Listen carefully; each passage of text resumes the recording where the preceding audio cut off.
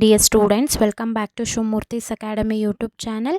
ಇವತ್ತಿನ ವಿಡಿಯೋದಲ್ಲಿ ನಾನು ನಿಮ್ಮ second P U C exam valuation ಯಾವ ರೀತಿಯಾಗಿ ನಡೆಯುತ್ತೆ, ಇವತ್ತಿಂದ ನಿಮಗೆ ವ್ಯಾಲ್ಯೂಯೇಷನ್ ಪ್ರೋಸೆಸ್ ಶುರುವಾಗಿದೆ. ಮಾರ್ಕ್ಸ್ ಎಷ್ಟು ಬಂದರೆ ನಮಗೆ ಫೇಲ್ ಮಾಡ್ತಾರೆ ಅಥವಾ ಪಾಸಿಂಗ್ ಮಾರ್ಕ್ಸ್ಗಿಂತ 1-2 ಮಾರ್ಕ್ಸ್ ಕಮ್ಮಿ ಇದ್ದರೆ ಮಾರ್ಕ್ಸ್ನ ಹಾಕಿ ಪಾಸ್ ಮಾಡ್ತಾರೆ. ಮಾರ್ಜಿನ್ ಒಳಗಡೆ ಅಥವಾ ಹೊರ್ಗಡೆ ನಾನು ಕ್ವಶನ್ ನಂಬರ್ನ ಹಾಕಿದ್ದೀನಿ. ಮೇನ್ ಬುಕ್ಲೆಟಲ್ಲಿ ನಾನು ಕರೆಕ್ಟಾಗಿ ನಂಬರ್ ಆಫ್ ಪೇಜಸ್ನ ನಾನು ಕರೆಕ್ಟಾಗಿ ಮೆನ್ಷನ್ ಮಾಡಿಲ್ಲ. ನಮ್ಮ ಒಂದು ಪೇಪರ್ನ ವ್ಯಾಲ್ಯೂಯೇಷನ್ ಮಾಡ್ತಾರೆ ಅಥವಾ ಕರೆಕ್ಷನ್ ಮಾಡ್ತಾರೆ. ಪ್ರತಿಯೊಂದು ನಿಮ್ಮ ಎಲ್ಲ ಡೌಟ್ಗೂ ಇವತ್ತಿನ ವಿಡಿಯೋದಲ್ಲಿ ನಾನು ಉತ್ತರನ ಕೊಡ್ತೀನಿ. ವಿಡಿಯೋನ ಸಂಪೂರ್ಣವಾಗಿ ನೋಡಿ, ಯಾವ ರೀತಿಯಾಗಿ ವ್ಯಾಲ್ಯೂಯೇಷನ್ ನಡೆಯುತ್ತೆ, ಹೇಗೆಲ್ಲ ನಡೆಯುತ್ತೆ, ಪ್ರತಿಯೊಂದು ಡೀಟೇಲ್ಸ್ನ ಕೊಡ್ತೀನಿ. ಪ್ರತಿಯೊಂದು ಡೀಟೇಲ್ಸ್ನ ತಿಳ್ಕೊಳ್ಳೋದಕ್ಕಿಂತ ಮುಂಚೆ ನೀವೇನಾದರೂ ಫಸ್ಟ್ ಟೈಮ್ ನಮ್ಮ ಯೂಟ್ಯೂಬ್ ಚಾನಲ್ ನೋಡ್ತಾ ಇದ್ದರೆ ಈ ಕೂಡಲೇ ಚಾನಲ್ಗೆ ಸಬ್ಸ್ಕ್ರೈಬ್ ಆಗಿ ಪಕ್ಕದಲ್ಲಿರೋ ಬೆಲ್ ಐಕನ್ನ ಕ್ಲಿಕ್ ಮಾಡಿ ಆಲ್ ನೋಟಿಫಿಕೇಷನ್ನ ಆನ್ ಮಾಡ್ಕೊಳ್ಳೋದ್ರಿಂದ ನಾನು ಅಪ್ಲೋಡ್ ಮಾಡೋ ಎಲ್ಲ ವೀಡಿಯೋಸು ನಿಮಗೆ ನೋಟಿಫಿಕೇಷನ್ ಮುಖಾಂತರ ಸಿಗುತ್ತೆ. ಈಗಾಗಲೇ ನಿಮ್ಮ ಒಂದು ಎಕ್ಸಾಮ್ 1 ಏನಿದೆ ಕಂಪ್ಲೀಟ್ ಆಗಿದೆ. ಸೊ ರಿಸಲ್ಟ್ ಯಾವಾಗ ಬರುತ್ತೆ ಅಂತಂದರೆ ಇವತ್ತಿಂದ ಪೇಪರ್ ವ್ಯಾಲ್ಯೂಯೇಷನ್ ಶುರುವಾಗಿದೆ. ಇದು ಮುಗಿದ ನಂತರ ನಿಮಗೆ ಏಪ್ರಿಲ್ ಫಸ್ಟ್ ವೀಕಲ್ಲೇ ಬರೋ ಚಾನ್ಸಸ್ಸು ತುಂಬ ಅಂದರೆ ತುಂಬ ಇದೆ. ಇಲ್ಲಿ ಮೋಸ್ಟ್ ಆಫ್ ದ ಸ್ಟೂಡೆಂಟ್ಸು ಏನು ಮಾಡಿದ್ದಾರೆ, ಆನ್ಸರ್ ಬುಕ್ಲೆಟ್ ಮೇಲೆ ನಂಬರ್ ಆಫ್ ಪೇಜಸ್ನ ಕರೆಕ್ಟಾಗಿ ಬರೆದಿಲ್ಲ ಅಥವಾ ಬರದೇ ಇಲ್ಲ. ನಮ್ಮ ಪೇಪರ್ ಕರೆಕ್ಷನ್ ಮಾಡ್ತಾರಾ ಮ್ಯಾಮ್ ಅಂತ ಕೇಳ್ತಾ ತುಂಬ ಸ್ಟೂಡೆಂಟ್ಸು ಕೇಳ್ತಾಯಿದ್ರು. ಅದ್ರ ಜೊತೆಗೆ ನಾನು ಕ್ವಶನ್ ನಂಬರ್ನ ಮಾರ್ಜಿನ್ ಇನ್ಸೈಡ್ ಅಥವಾ ಔಟ್ಸೈಡ್ ನಾನು ಬರೆದಿದ್ದೀನಿ. ಇಲ್ಲಿ ಮೇನ್ ಕ್ವಶನ್ ನಂಬರ್ ಅಥವಾ ಪಾರ್ಟ್ ಏನಿದೆ, ಪಾರ್ಟ್ ಎ ಪಾರ್ಟ್ ಬಿ ಅಂತ ಕೂಡ ನಾನು ಮೆನ್ಷನ್ ಮಾಡಿಲ್ಲ. ನಾನು ಕ್ವಶನ್ ನಂಬರ್ ಕರೆಕ್ಟಾಗಿ ಹಾಕಿದ್ದೀನಿ. ನನ್ನ ಪೇಪರ್ ವ್ಯಾಲ್ಯೂಯೇಟ್ ಮಾಡ್ತಾರಾ ಅಂತಂದರೆ ಖಂಡಿತ ನಿಮ್ಮ ಎಲ್ಲ ಪೇಪರ್ನ ವ್ಯಾಲ್ಯೂಯೇಟ್ ಮಾಡ್ತಾರೆ, ಆಯಿತಾ. ಇಲ್ಲಿ ಏನು ಮಾಡಬೇಕು, ನಿಮ್ಮ ಒಂದು ಬುಕ್ಲೆಟಲ್ಲಿ ನಿಮ್ಮ ರಿಜಿಸ್ಟರ್ ನಂಬರ್ ಏನಿದೆ ಅದು ಕರೆಕ್ಟಾಗಿರಬೇಕು ಅಷ್ಟೇ, ಆಯಿತಾ. ಆ ಒಂದು ಕ್ವಶನಿಗೆ ಸಂಬಂಧಪಟ್ಟಂಥ ಕ್ವಶನ್ ನಂಬರ್ನ ನೀವು ಕರೆಕ್ಟಾಗಿ ಹಾಕಿರಬೇಕು. ಮೇನ್ ಬರೆದಿಲ್ಲ ಅಂದರೂ ಪರವಾಗಿಲ್ಲ, ಪಾರ್ಟ್ ಎ ಪಾರ್ಟ್ ಬಿ ಅಂತ ಬರೆದ್ರೂ ಪರವಾಗಿಲ್ಲ.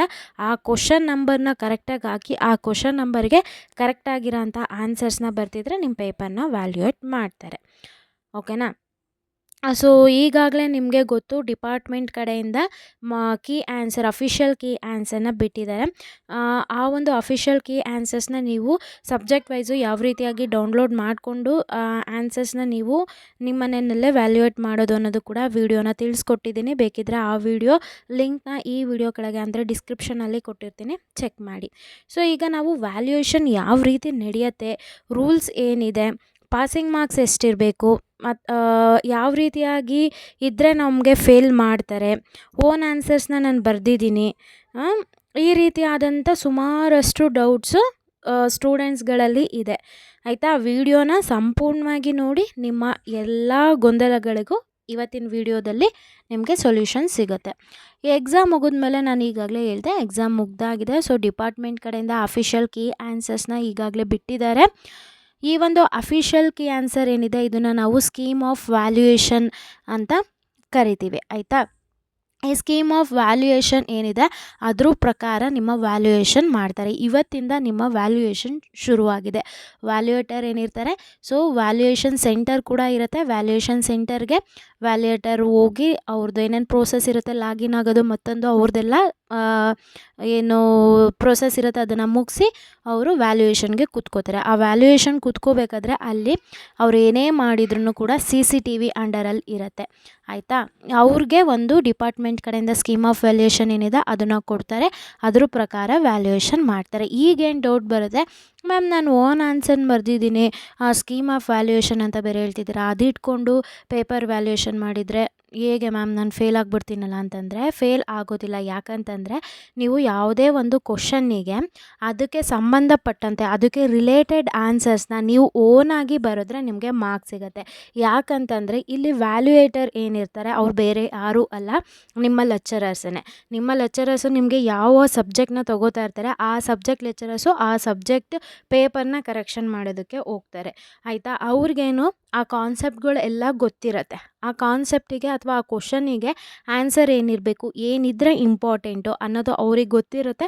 ಆಗ ನೀವು ಓನಾಗಿ ಬರೆದಿದ್ರೂ ಆ ಆನ್ಸರ್ ಕರೆಕ್ಟ್ ಇದೆ ಅಂತ ಯಾರೇ ಒಬ್ಬರು ಆ ಒಂದು ಸಬ್ಜೆಕ್ಟ್ ಹ್ಯಾಂಡಲ್ ಮಾಡೋ ಲೆಕ್ಚರರ್ಸಿಗೆ ಗೊತ್ತಿರುತ್ತೆ. ಹಾಗಾಗಿ ನಿಮಗೆ ಮಾರ್ಕ್ಸ್‌ನ ಕೊಡ್ತಾರೆ. ಇದ್ರ ಬಗ್ಗೆ ಟೆನ್ಷನ್ ಬೇಡ. ಓನಾಗಿ ಬರೆದಿದ್ರೂ ಕೂಡ ಕರೆಕ್ಟಾಗಿ ಆ ಕ್ವೆಷನ್ನಿಗೆ ರಿಲೇಟೆಡ್ ಆಗಿ ಇರಬೇಕು. ಎಷ್ಟು ಮಾರ್ಕ್ಸ್ ಬಂದರೆ ಪಾಸ್ ಮಾಡ್ತಾರೆ ಮ್ಯಾಮ್? ಸೊ ಈಗಾಗಲೇ ನಾನು ಪಾಸಿಂಗ್ ಮಾರ್ಕ್ಸ್ ಎಷ್ಟು ಬರಬೇಕು ಅನ್ನೋದು ಕೂಡ ಅದ್ರ ಮೇಲೆ ವಿಡಿಯೋ ಮಾಡಿದ್ದೀನಿ. ಮತ್ತು ಹೇಳ್ತಾ ಹೋದರೆ ಲೆಂತ್ ಆಗುತ್ತೆ. ಆ ಒಂದು ವಿಡಿಯೋ ಲಿಂಕು ಈ ವಿಡಿಯೋ ಕೆಳಗೆ ಕೊಟ್ಟಿರ್ತೀನಿ, ನೀವು ಚೆಕ್ ಮಾಡ್ಕೊಳ್ಳಿ. ಈಗ ಫಾರ್ ಎಕ್ಸಾಂಪಲ್ ನಿಮಗೆ ಪಾಸಿಂಗ್ ಮಾರ್ಕ್ಸಿಗೆ 2, 3 ಅಥವಾ 4 ಮಾರ್ಕ್ಸು ಕಮ್ಮಿ ಇರುತ್ತೆ. ಆವಾಗ ಏನು ಮಾಡ್ತಾರೆ, ಸೊ ಟ್ರೈ ಮಾಡ್ತಾರೆ ನಿಮ್ಮನ್ನು ಪಾಸ್ ಮಾಡೋದಕ್ಕೆ. 2 ಮಾರ್ಕ್ಸ್ ಇನ್ನೆಲ್ಲಾದರೂ ಕೊಡೋಕ್ಕಾಗುತ್ತಾ, 3 ಮಾರ್ಕ್ಸ್ ಕೊಡೋದಕ್ಕಾಗುತ್ತಾ, ಆದಷ್ಟು ಟ್ರೈ ಮಾಡ್ತಾರೆ. ಸೊ ಕೊಡೋಕ್ಕಾಯ್ತು ಅಂತಂದರೆ ಮಾರ್ಕ್ಸ್ನ ಹಾಕಿ ನಿಮಗೆ ಪಾಸ್ ಮಾಡ್ತಾರೆ. ಅದಕ್ಕೆ ನಾನು ನಿಮಗೆ ಫಿಕ್ಸ್ಡ್ ಕ್ವೆಷನ್ ವಿತ್ ಆನ್ಸರ್ಸ್ನ ಕೊಡಬೇಕಾದ್ರೆ ಹೇಳ್ತಾ ಇದ್ದೆ, ನಿಮಗೇನೂ ಗೊತ್ತಿಲ್ಲ ಅಂತಂದರೆ ಕ್ವೆಷನ್ನ ಖಾಲಿ ಬಿಟ್ಟು ಬರಬೇಡಿ. ಆ ಒಂದು ಕ್ವೆಷನ್ನಿಗೆ ಏನು ನಿಮಗೆ ಪಾಠ ಮಾಡಬೇಕಾದ್ರೆ ಕೇಳಿದಾಗ ಸಂಬಂಧಪಟ್ಟಂಥ ಆನ್ಸರ್ಸ್ ನೆನಪು ಬರುತ್ತೆ, ಅದನ್ನು ಬರೆದು ಬನ್ನಿ. ಸೊ ನೀವೇನಾದರೂ ಆ ರೀತಿಯಾಗಿ ಖಾಲಿ ಬಿಡ್ದಲೇ ಏನಾದರೂ ಕ್ವೆಷನ್ಗಳನ್ನ ಅಟೆಂಡ್ ಮಾಡಿದರೆ ಅಲ್ಲಲ್ಲಿ ಒಂದೊಂದು 2 ಮಾರ್ಕ್ಸ್ ಹಾಕಿ ನಿಮ್ಮನ್ನ ಪಾಸ್ ಮಾಡೋ ಚಾನ್ಸಸ್ಸು ತುಂಬ ಅಂದರೆ ತುಂಬ ಇರುತ್ತೆ. ಐ ಹೋಪ್ ನಿಮ್ಮ ಎಲ್ಲ ಒಂದು ಡೌಟ್ ಕ್ಲಿಯರ್ ಆಯಿತು ಅಂತ ಅನ್ಕೋತೀನಿ. ಇನ್ನೂ ಏನಾದರೂ ಡೌಟ್ ಇತ್ತು ಅಂತಂದರೆ ನನಗೆ ಕಮೆಂಟ್ ಸೆಕ್ಷನಲ್ಲಿ ತಿಳಿಸ್ಬೋದು. ಈ ವಿಡಿಯೋ ಏನಾದರೂ ನಿಮಗೆ ಇನ್ಫಾರ್ಮೇಟಿವ್ ಆಗಿತ್ತು ಅಂತಂದರೆ ಈ ಕೂಡಲೇ ಈ ವಿಡಿಯೋಗೆ ಲೈಕ್ ಮಾಡಿ ಮತ್ತು ಆದಷ್ಟು ನಿಮ್ಮ ಫ್ರೆಂಡ್ ಸರ್ಕಲ್ನಲ್ಲಿ ಈ ವಿಡಿಯೋನ ಶೇರ್ ಮಾಡ್ಕೊಳ್ಳಿ. ನಿಮ್ಮ ಎಕ್ಸಾಮ್ ಮುಗಿದ ತಕ್ಷಣವೇ most of the students unsubscribe ಮಾಡ್ಕೊಂಡಿದ್ದೀರಾ. ಸೊ ಈ ರೀತಿ ಮಾಡಬೇಡಿ. ಯಾಕಂತ ಅಂದರೆ ಅದು ನಿಮಗೆ ಬಿಟ್ಟಿದ್ದು, ನಾನೇನು ಹೇಳೋದಕ್ಕೆ ಹೋಗಲ್ಲ. ಸೊ ನಮ್ಮಿಂದ ನೀವು ಮೀನ್ಸ್ ನಾನೇನು ಹೇಳಲ್ಲ, ಜಸ್ಟ್ ಅದು ನಿಮಗೆ ಬಿಡ್ತೀನಿ. ನಿಮಗೆ ಖುಷಿ ಇದ್ದರೆ ಸಬ್ಸ್ಕ್ರೈಬ್ ಆಗಿ, ಇಲ್ಲಾಂದರೆ ನಿಮಗೆ ಬಿಟ್ಟಿದ್ದು, ಓಕೆನಾ? ಆದರೆ ಈ ವಿಡಿಯೋನ ನಿಮ್ಮ ಫ್ರೆಂಡ್ ಸರ್ಕಲ್ನಲ್ಲಿ ಶೇರ್ ಮಾಡ್ಕೊಳ್ಳಿ. ಇದರಲ್ಲಿ ಇಂಪಾರ್ಟೆಂಟ್ ಇನ್ಫಾರ್ಮೇಷನ್ ಇದೆ, ಪ್ರತಿಯೊಬ್ಬರು ಕೂಡ ತಿಳ್ಕೊಳ್ಳಿ. ಏನಾದರೂ ಓನಾಗಿ ಆನ್ಸರ್ಸ್ ಬಂದಿದ್ದರೆ, ನಾನು ಫೇಲ್ ಆಗೋ ಚಾನ್ಸಸ್ ಇದ್ದರೆ ಆ ರೀತಿ ಅವ್ರಿಗೆಲ್ಲ ಕೂಡ ಡೌಟು ಕ್ಲಿಯರ್ ಆಗುತ್ತೆ. ಇನ್ನು ಸ್ಟೂಡೆಂಟ್ಸ್ ಏನಿರ್ತಾರೆ, ಇನ್ನು ಟಾಪರ್ಸ್ ಮೀನ್ಸ್ 60+ ಸ್ಕೋರ್ ಮಾಡೋರು, 70+ ಸ್ಕೋರ್ ಮಾಡೋರು, ಮ್ಯಾಮ್ ನಾವು 70+ ಸ್ಕೋರ್ ಮಾಡಿದ ತಕ್ಷಣವೇ ನಮ್ಮ ಆನ್ಸರ್ಸ್ನೆಲ್ಲ ಕಟ್ ಮಾಡೋದಕ್ಕೆ ಟ್ರೈ ಮಾಡ್ತಾರಂತೆ, ನಿಜಾನಾ? ಕಟ್ ಮಾಡೋದಕ್ಕೆ ಟ್ರೈ ಮಾಡ್ತಾರಂತೆ, ನಿಜಾನಾ ಮ್ಯಾಮ್ ಅಂತ ಕೇಳೋದಾದರೆ, ನೀವೆಲ್ಲ ಕರೆಕ್ಟಾಗಿ ಬರ್ತಿದ್ರೆ ಯಾಕೆ ಅವ್ರು ನಿಮ್ಮ ಮಾರ್ಕ್ಸ್ನ ಕಟ್ ಮಾಡಿ ರಿಸಲ್ಟ್ ಡೌನ್ ಮಾಡೋದಕ್ಕೆ ನೋಡ್ತಾರೆ? ಅಲ್ಲಿ 3 ಚೆಕಿಂಗಲ್ಲಿ ನಡೀತಾ ಇರುತ್ತೆ. ಸೊ ಅಲ್ಲಿ ಹೈಯರ್ ಅಥಾರಿಟೀಸ್ ಅವರೆಲ್ಲ ಇರ್ತಾರೆ. ಅವರು ಕೂಡ ನಿಮ್ಮ ಒಂದು ಪೇಪರ್ ವ್ಯಾಲ್ಯೂಯೇಟ್ ಆಗಿರೋದನ್ನ ಚೆಕ್ ಮಾಡ್ತಾರೆ. ಸೊ ಸುಮ್ಮನೆ ಯಾರೂ ಕೂಡ ಮಾರ್ಕ್ಸ್ನ ಕಟ್ ಮಾಡೋದಿಲ್ಲ. ಟೆನ್ಷನ್ ಬೇಡ. ನೀವು ಎಷ್ಟು ಬರೆದಿರ್ತೀರ ಅದಕ್ಕೆ ಕರೆಕ್ಟಾದಂಥ ಮಾರ್ಕ್ಸು ನಿಮಗೆ ಖಂಡಿತ ಸಿಕ್ಕೇ ಸಿಗುತ್ತೆ. ಹಾಗೆ ನೀವು ನಮ್ಮನ್ನು ಇನ್ಸ್ಟಾಗ್ರಾಮ್, ಟೆಲಿಗ್ರಾಮ್ ಹಾಗೆ ವಾಟ್ಸಪ್ಪಲ್ಲಿ ಕೂಡ ಫಾಲೋ ಮಾಡ್ಬೋದು. ಆ ಒಂದು ಚಾನಲ್ ಲಿಂಕು ನಾನು ಡಿಸ್ಕ್ರಿಪ್ಷನಲ್ಲಿ ಕೊಟ್ಟಿರ್ತೀನಿ, ಚೆಕ್ ಮಾಡಿ. ಯಾರೆಲ್ಲ ಚಾನಲ್ಗೆ ಸಬ್ಸ್ಕ್ರೈಬ್ ಆಗಿದ್ದೀರಾ ಎಲ್ರಿಗೂ ಕೂಡ ನಾನು ಧನ್ಯವಾದ ಹೇಳೋದಕ್ಕೆ ಇಷ್ಟಪಡ್ತೀನಿ. Thank you.